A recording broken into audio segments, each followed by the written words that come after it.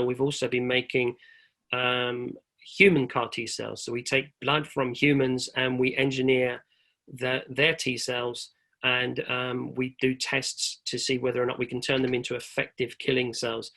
And we've done several types of experiments on a couple of different markers, some of which have not panned out.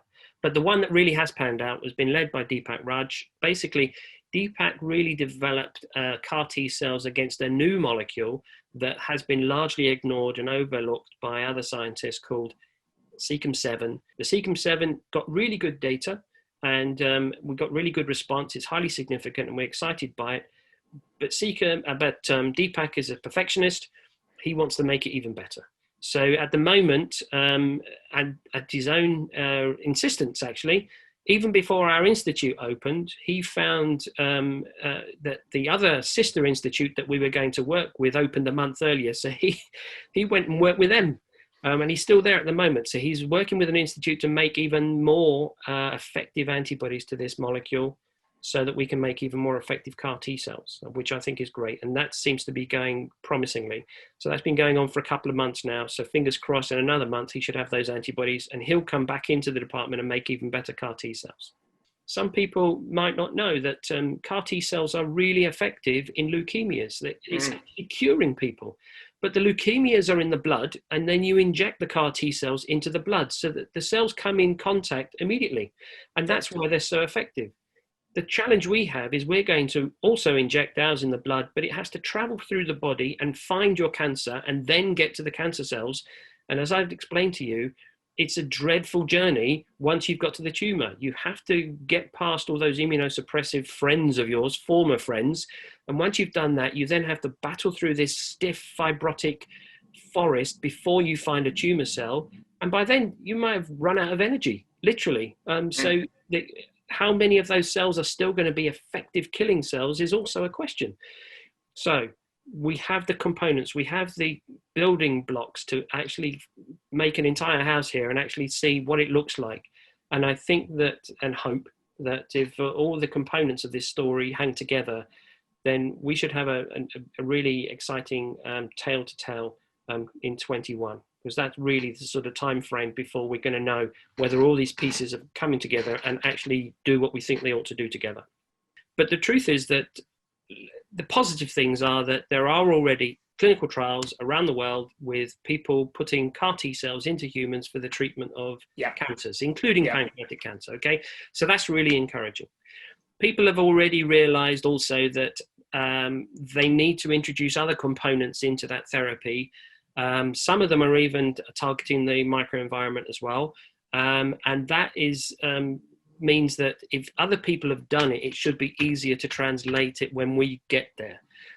So we are in the process of getting people in who are going to concentrating on making antibodies to beta-6 that are ours, okay?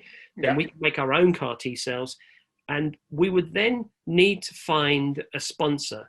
Now, the way that clinical trials actually manifest and become a reality is not because a bench scientist like me dips into his pocket and finds the millions of pounds to do this. You have to partner with a biotech company or a pharmaceutical company who realizes the value of what you have and that they can turn it into a real drug that they can give to lots of people. Let's lean into the crystal ball a little bit, John, if you will, and say, if you can get what you aspire towards, a combination therapy of immunotherapy that includes CAR T cells and ability to modify the tumor microenvironment and make it more kind of conducive to these treatments.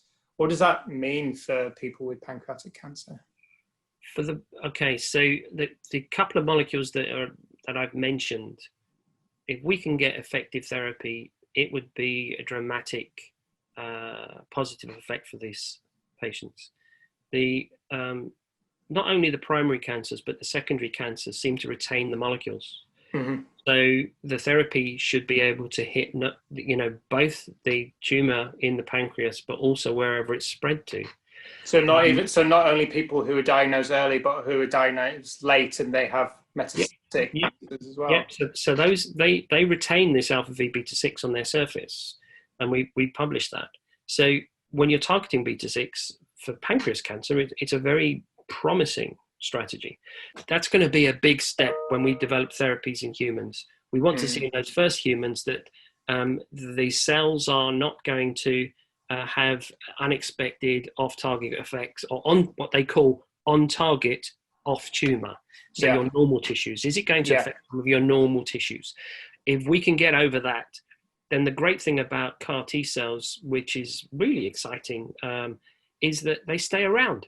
So once you've got an effective CAR T cell, it does its job, but then it circulates through around your body and stays there as a memory cell. So if it didn't get all of the cells the first time, and these cells appear again and have got that same target, then it will stimulate another round of killing.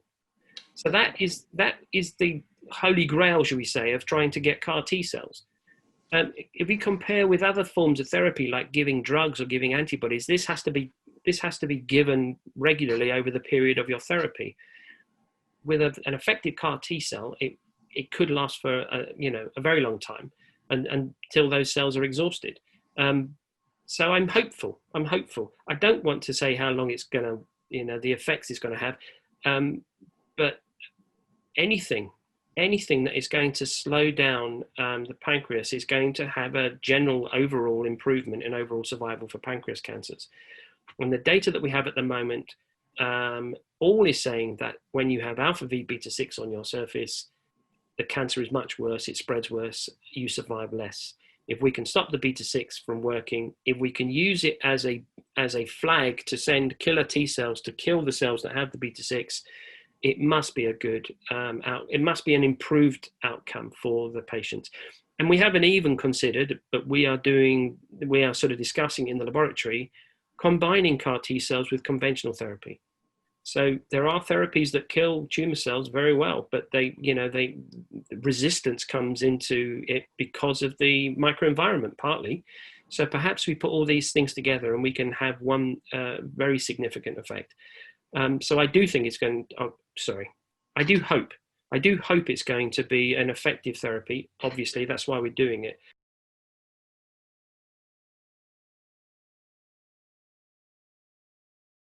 And I suppose, as we were saying earlier, this is the grand challenge. It isn't the easy, wrapped up in a year kind of challenge.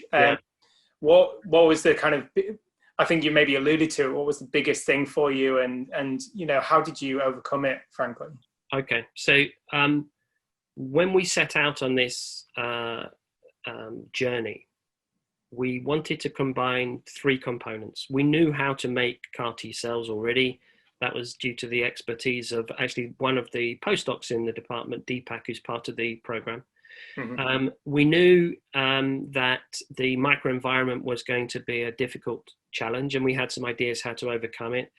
And we also had the value of an expert in viruses who could deliver viruses that themselves are actually quite good at killing cancer cells, but could also deliver chemicals to also change the immunosuppression to the CAR T cells work.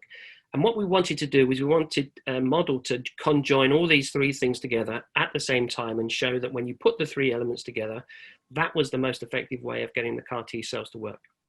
We did the engineering, we did the checks, we did the experiments in the laboratory, and it seemed in our hands that nothing worked.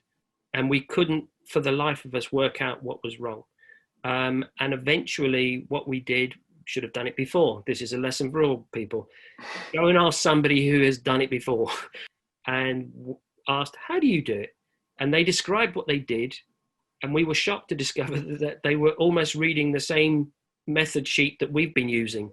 So there was no difference. What we were doing were right. It was exactly the same with very small changes than they were doing. So we went back to the laboratory and looked at some of the negative data. And instead of stopping at the point where we saw this doesn't seem to have worked, we just carried on with the experiments and discovered, in fact, it was the tests we were using to see whether it had worked that weren't working. It wasn't the experiment, it was our test that wasn't working.